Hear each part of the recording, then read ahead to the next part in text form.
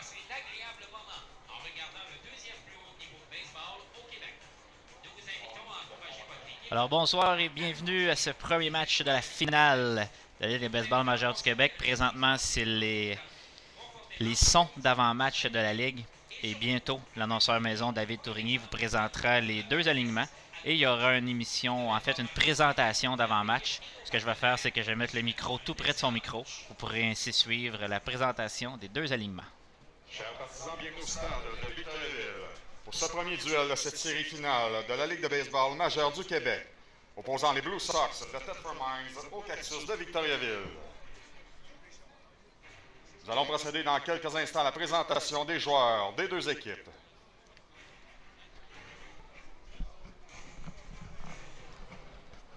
Alors, c'était une feinte. Il ne présentera pas tout de suite les deux alignements. Comme j'ai parlé, il va y avoir une présentation avec le président de la Ligue, Daniel Bellil. Donc aujourd'hui, premier match de la série 4 de 7.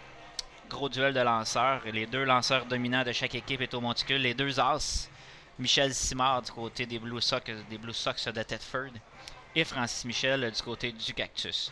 Donc deux lanceurs d'expérience. Michel Simard a évolué dans le baseball professionnel. Il a lancé de très bonnes années avec les Capitales de Québec. Francis Michel détient tous les records de la Ligue du baseball majeur du Québec. Donc un excellent duel en perspective. On a mis la table tout au long de la semaine. Pour bien analyser les deux équipes, je vous dirais la différence. Les Blue Sox de Thetford est une équipe avec beaucoup d'attaques, des frappeurs d'expérience, des joueurs d'expérience, mais c'est surtout d'excellents frappeurs. Leur défensive n'est pas aussi dominante que celle du Cactus. Le Cactus est probablement l'une des meilleures défensives du circuit. Vraiment un avant-champ exceptionnel avec Dostaller au troisième but, David Cyr à l'arrêt-court, Bélanger au deuxième but, le vétéran Béliveau au premier coussin. C'est vraiment une défensive toute étoile. Dans le voltigeur de centre, Jean-François Hamel est aussi excellent, couvre beaucoup de terrain. Michael Gorzeski n'est pas le plus rapide dans le champ, mais il prend toujours des très très bonnes décisions et réagit toujours rapidement. Donc une très bonne défensive. Thetford de l'avantage au bâton. Au niveau du monticule, je voudrais que le Cactus a un petit peu plus de profondeur au monticule, plus de bras. Mais il ne faut jamais oublier que Thetford, ça fait 3 années consécutives qu'ils sont champions. Donc jusqu'à preuve du contraire, c'est l'équipe à battre. T'as beau finir premier de la saison comme le Cactus l'a fait. L'important, c'est de gagner le dernier match de la saison. Puis ça n'a pas encore été fait du côté de Victoriaville. Donc, on espère que cette série-là va se rendre le plus longtemps possible pour vous, amateurs de baseball. Mais évidemment, pour le Cactus, on espère que ça va se terminer le plus vite possible pour commencer tout de suite à festoyer un championnat qui serait, ma foi, mémorable.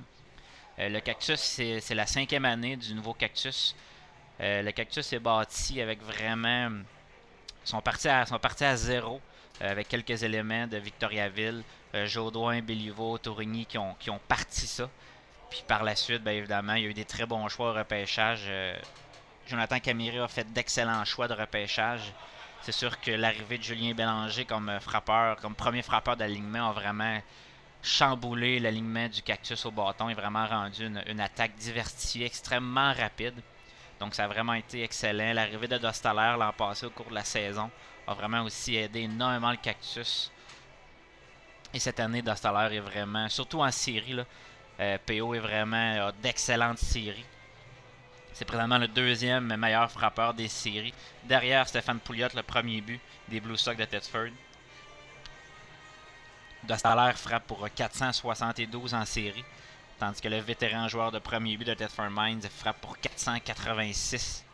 Et le troisième meilleur frappeur à date des séries, c'est aussi de Thetford Mines, Jean-Michel Bédard, qui à mon avis devrait évoluer au deuxième coussin ce soir.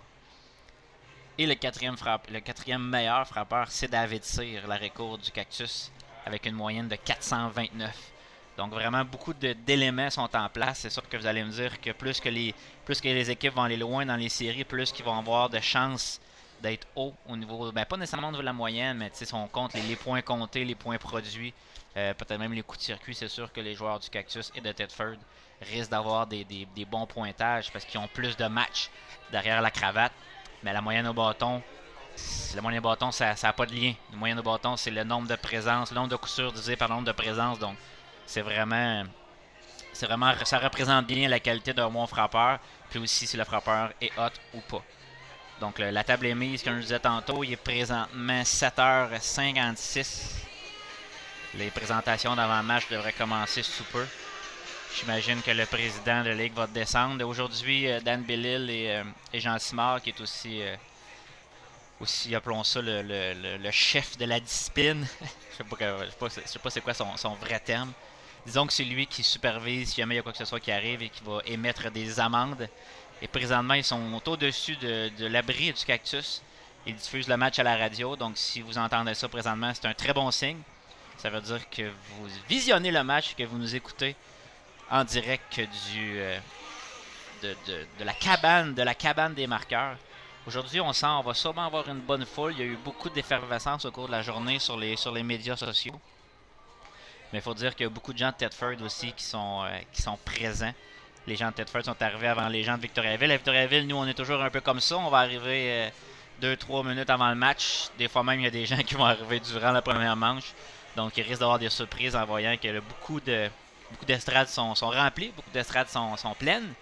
Mais on a parlé avant le début de la partie avec la ville. En fait, on a appris que la ville de Victoriaville apporterait un autre estrade pour le match de dimanche. Donc, pour le match de dimanche, on va avoir plus de place pour accueillir encore plus de spectateurs. Le match est dimanche à 16h. Donc, c'est quand même une bonne heure pour une belle soirée de baseball à 4h. Ça se termine aux alentours de peut-être 6h, 6h30, 7h. Donc, c'est parfait pour apporter les enfants au match. Aujourd'hui, on est conscient qu'un mardi soir comme ça, le match débute à 8h. Il n'y aura pas des tonnes d'enfants dans les estrades. Et si jamais il y en a, j'ai pas l'impression qu'ils vont rester très longtemps. Alors, voici David Tourigny qui présente les matchs.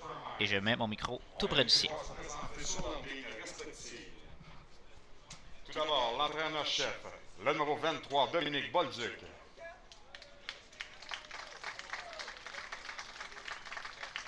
Le premier frappeur, le joueur de champ centre, le numéro 16, Benoît Aymon. Le deuxième frappeur, le joueur de champ droit, le numéro 9, Jean-Michel Bédard.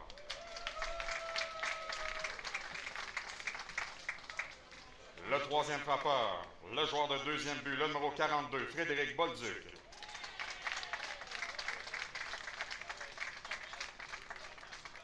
Le quatrième frappeur, le joueur de premier but, le numéro 13, Stéphane Pouliot.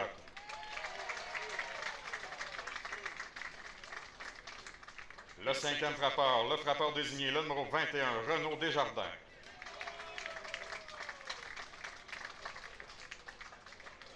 Le sixième frappeur, le joueur de troisième but, le numéro 7, Mathieu Beauchesne.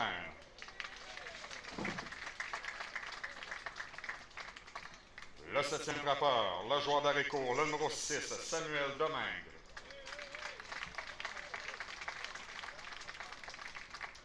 Le huitième frappeur, le receveur, le numéro 8, Emmanuel Turcotte. Le neuvième frappeur, le joueur de champ gauche, le numéro 18, Jonathan Martel.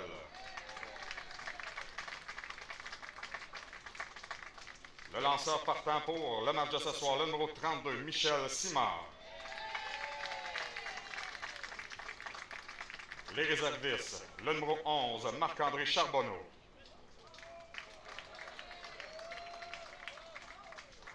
Le numéro 20, Danny Girard. Et le numéro 81, Andy Saint-Gelais.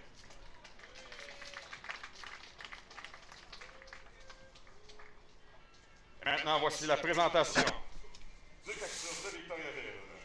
Tout d'abord, l'entraîneur-chef, le numéro 9, Marc-André Jaudoin.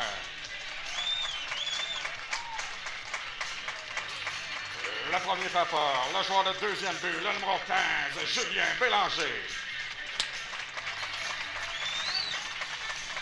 Le deuxième frappeur, le joueur de troisième but, le numéro 20, Pierre-Olivier Dostaler. Le troisième frappeur, le joueur de champ gauche, le numéro 23, Michael Gorzalski. Le quatrième frappeur, le joueur d'arrêt-court, le numéro 41, David Cyr. Le cinquième frappeur, le lanceur, le numéro 27, Francis Michel.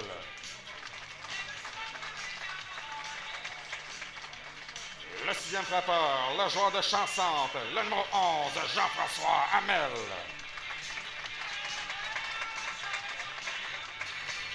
Le septième frappeur, le joueur de champ droit, le numéro 8, Francis Saint-Louis.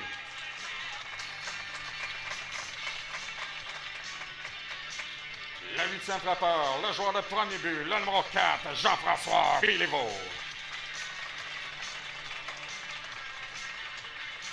Le neuvième frappeur, le receveur, le numéro 25, Mathieu Veilleux.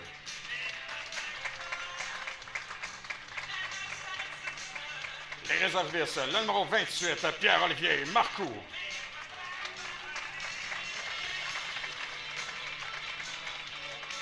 Et le numéro 44, Jonathan Camiré.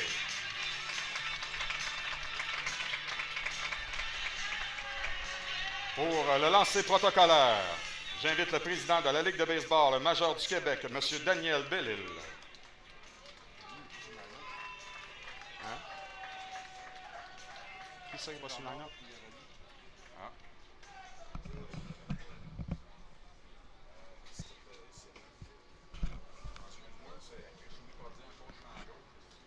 Là, on va maintenant voir si Daniel Bellil a encore un bon bras. Oh! C'est quand même bien. C'était croche, mais c'était puissant.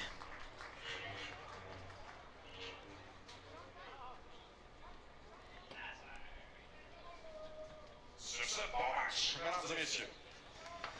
Alors, c'était la présentation avec beaucoup de festivités. Le président qui s'en vient sur le monticule lance un lancé. Et c'est comme ça que ça se termine, ces festivités d'avant-match. M. Hugues Lafrenière. Sur les buts, M. Patrick Tremblay et Dominique Louvasso. Alors, comme vous remarquez, aujourd'hui, il y a 3 arbitres. On défonce le budget des officiels. On espère qu'ils sont venus dans la même voiture pour économiser au niveau du gaz. Donc, 3 arbitres, il devrait avoir aucune mauvaise décision ce soir. Du moins des décisions de groupe. Alors, je me suis trompé tantôt quand j'ai parlé de Jean-Michel Bédard. J'ai dit qu'il serait probablement au deuxième coussin. Je me suis trompé. Il est dans le champ. C'est Frédéric Bolduc qui est au deuxième coussin. Donc, c'est mon erreur. Je m'en excuse. Je ne suis pas parfait.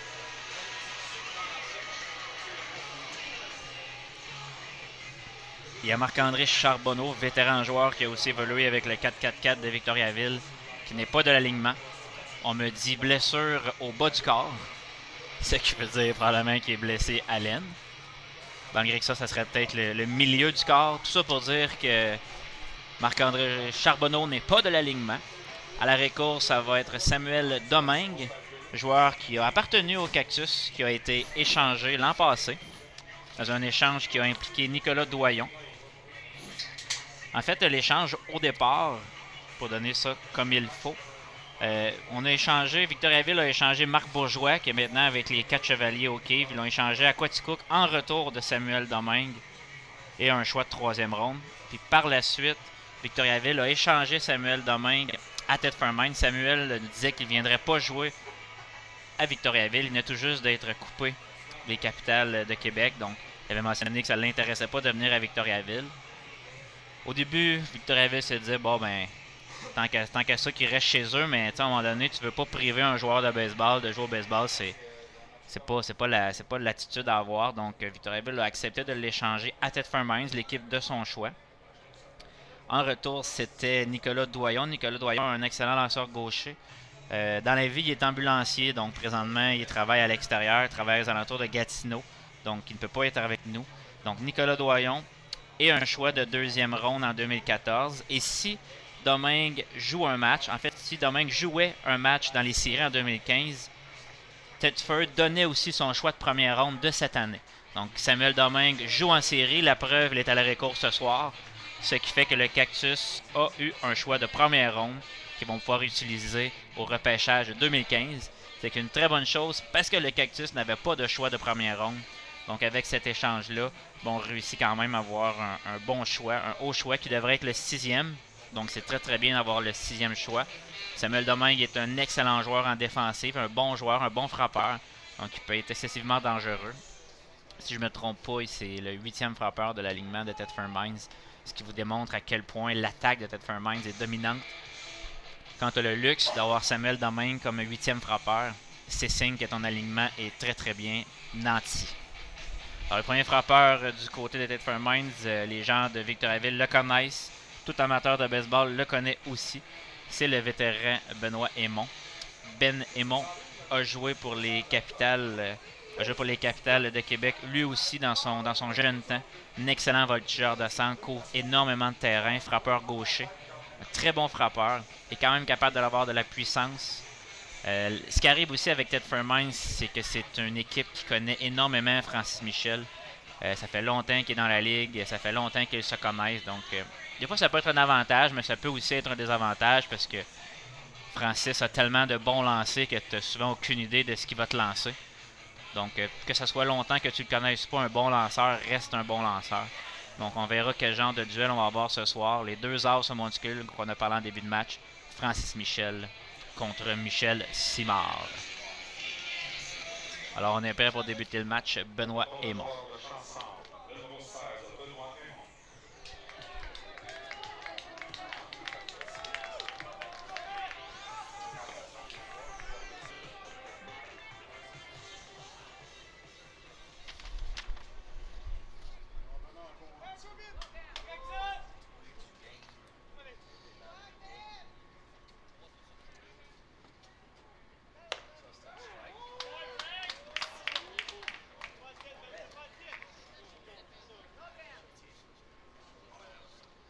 C'était la rapide à l'extérieur pour une prise.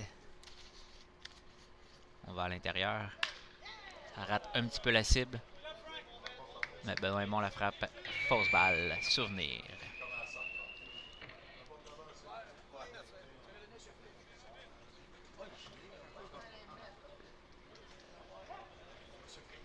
Alors, aucune balle de prise au premier frappeur de Thetford Mines. On va à l'extérieur. Ça rate.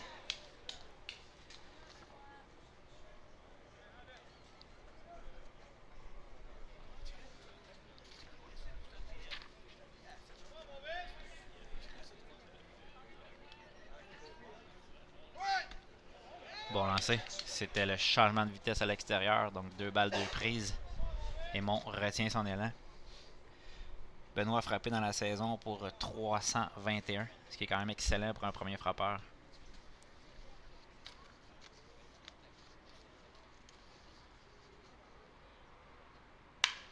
C'était la courbe. Au bout du gant de Julien. Et Aymon est déjà au premier coussin en ce début de première manche. Lui, ça semblait être la courbe. La courbe qui est revenue à l'intérieur. Benoît Aymon était capable d'ouvrir les hanches, tirer cette balle juste au bout du gant du deuxième but. Julien Bélanger.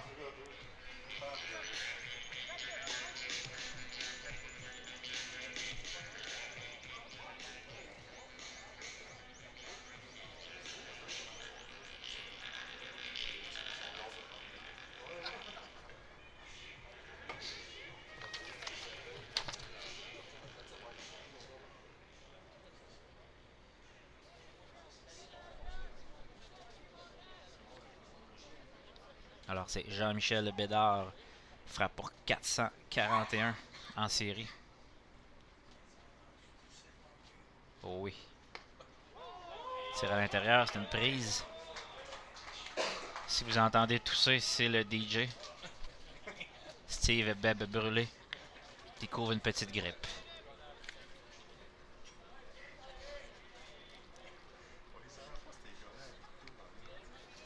On s'en va à l'extérieur.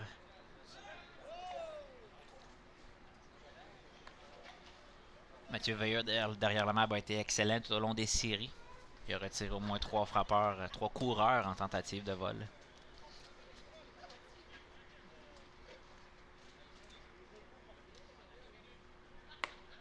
Balle est fait au coin extérieur, ça rate de peu.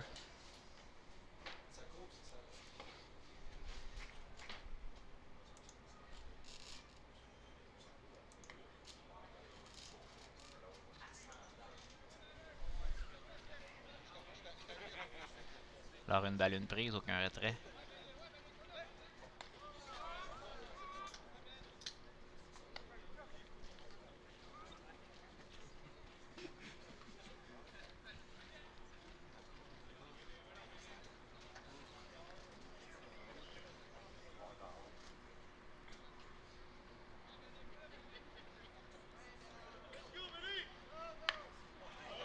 Mortier, c'est un peu fort. Ça a l'air d'avoir à faire vite.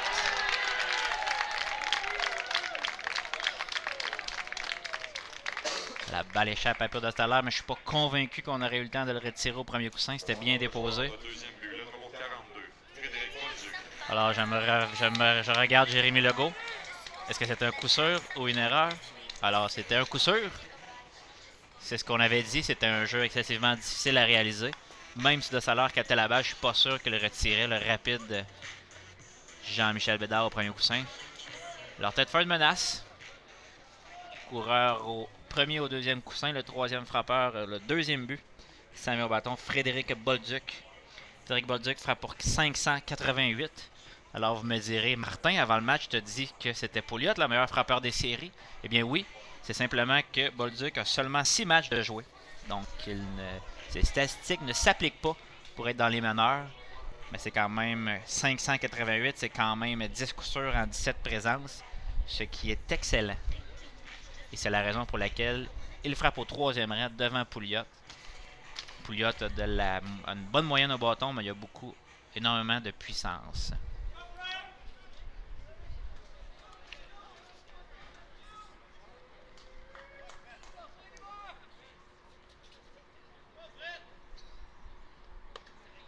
Tire un peu haut, première balle.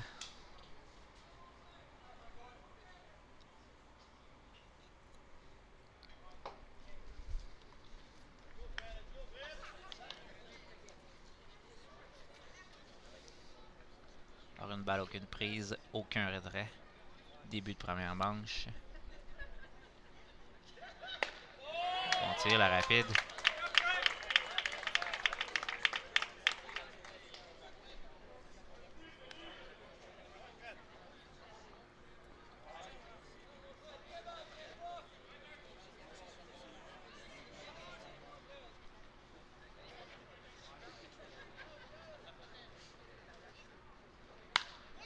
Soulevé en hauteur. Dans les mains de Cyr à l'arrêt-court. Bon tir, c'était la balle effet qui est revenue à l'intérieur sur les mains de Bolduc. Qui a été, en bon terme français, a été jammé et a soulevé un ballon à l'arrêt-court dans les mains sûres de David Cyr, natif de Drummondville. Fait à noter l'équipe le Ducartier, senior 2B de Drummondville, a remporté le championnat de la saison et des séries. Donc Drummondville devait être en liesse. J'imagine que la Lindsay sera barrée devant le Dairy Queen pour la parade du Ducartier. Peut-être pas devant le Dairy Queen, peut-être devant le Ducartier. Alors Stéphane Pouliot, toujours aussi dangereux, toujours aussi clutch. Pour les amateurs aguerris, l'an passé en série, il a frappé un circuit contre un gaucher de Victoriaville. Un gaucher qui maintenant parle au micro. C'est beaucoup mieux qu'ainsi. Ouais. Oui, durant la saison, on rappelle que Parenteau a une moyenne de points mérités de 15, je crois. Ce qui est excellent. 15,79 en une manche et 33 tiers. C'est ce qu'on appelle une manche à oublier.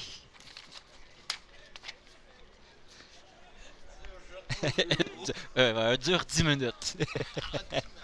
Ça n'a pas été plus long que ça. Alors, Pouliot au bâton, une balle. Ouf, un beau geste au deuxième coussin.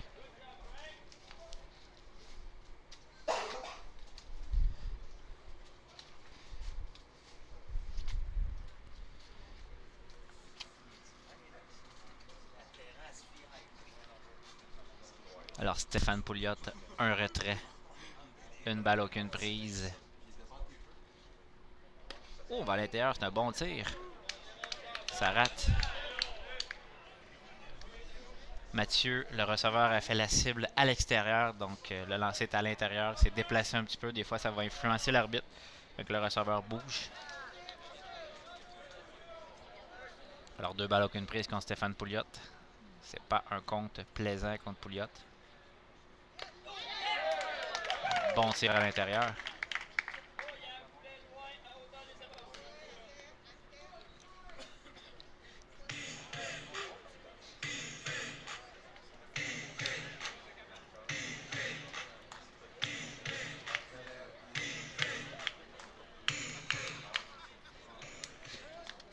Encore 2 balles, une prise, un retrait. Et mon deuxième, Bédard au premier.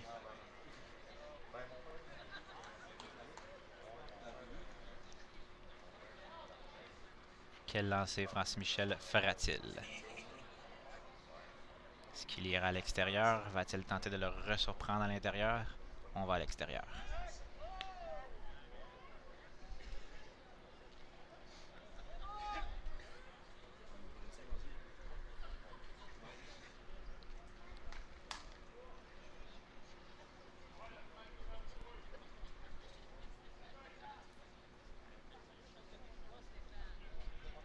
On va à l'extérieur. La rapide, ça rate. 3 balles, une prise.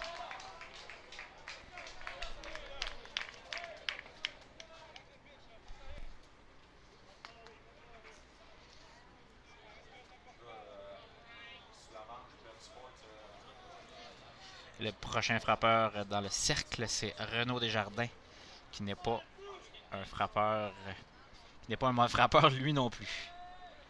Bon tir à l'extérieur. 3 balles, 2 prises. Vétéran Pouliot tente d'influencer l'arbitre.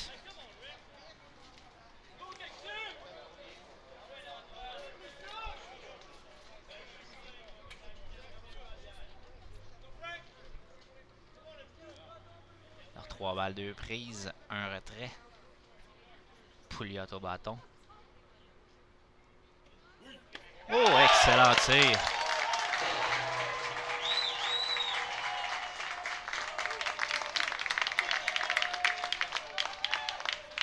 On entend le frappeur désigné, le numéro 21, Renaud Desjardins.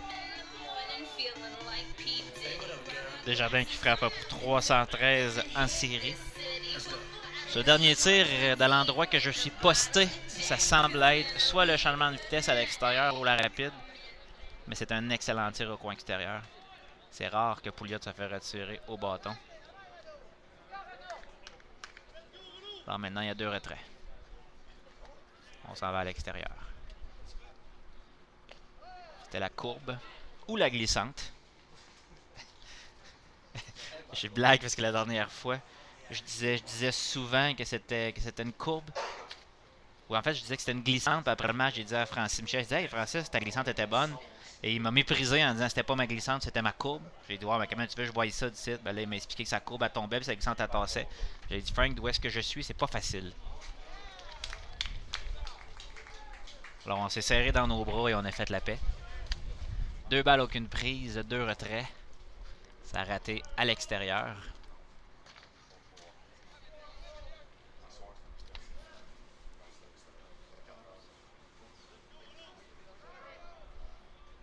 On s'en va à l'intérieur. Bon tir, 2 balles, une prise.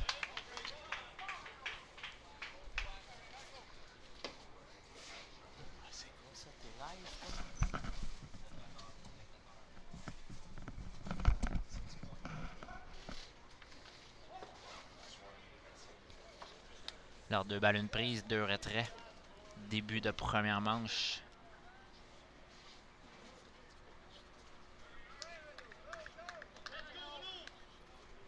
On semble retourner à l'extérieur. Balle touche le sol, 3 balles, une prise.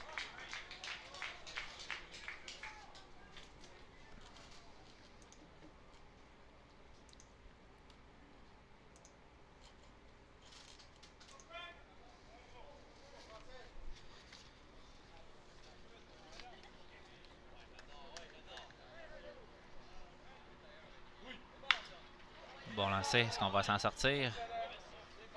Le relais, 3e retrait.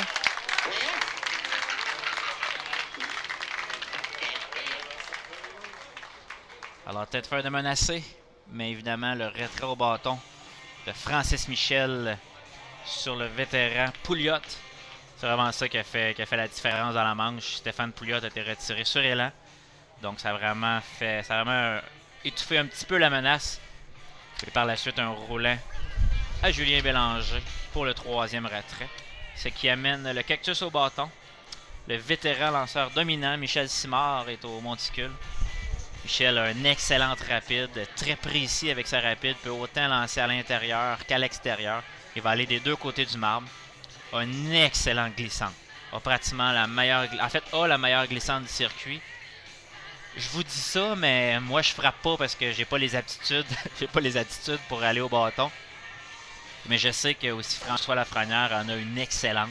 Au championnat canadien, on a pu voir les lancers. Il y avait une caméra derrière le marbre et ça donnait une bonne idée. Je serais porté à vous dire que celle de Simard est un peu plus rapide et elle va casser plus vers la fin. Donc elle va casser plus quand elle va arriver près du marbre, tandis que Lafrenière, elle casse peut-être un petit peu plus, mais un petit peu plus tôt. Pas facile à dire. Donc c'est un petit peu la différence. Simard, ce qui est très difficile, ce que les joueurs nous disent, c'est que tu as l'impression que c'est une rapide. Tu penses que c'est une rapide et à la dernière seconde, elle va casser. Donc les frappeurs droitiers ont énormément de difficultés parce qu'ils pensent que c'est une rapide au coin extérieur puis elle va sortir de la zone des prises. Donc s'ils font contact, ça va être un roulant au premier but ou au deuxième but. Donc c'est un lancer extrêmement efficace et encore plus difficile pour les gauchers. Tu as l'impression que le tir va être dans le centre ou va être sur le coin extérieur. Il va revenir sur tes poignets. Donc c'est encore plus difficile de frapper. Le premier frappeur, évidemment, c'est le joueur qui va probablement être dans la course pour la recrue de l'année. Évidemment, ça va dépendre comment ils vont séparer le trophée. L'an passé, je crois qu'il y avait deux catégories. Il y avait le frappeur recrue de l'année, il y avait le lanceur recrue de l'année. Parce que s'il y a juste une catégorie, c'est juste recrue de l'année, on n'a pas le choix de donner ça à François Lafrenière à Saint-Jean, qui a été exceptionnel tout au long de la saison, et des séries, et des Canadiens. Alors, Julien Bélanger face à Michel Simard, fin de première manche, 0-0.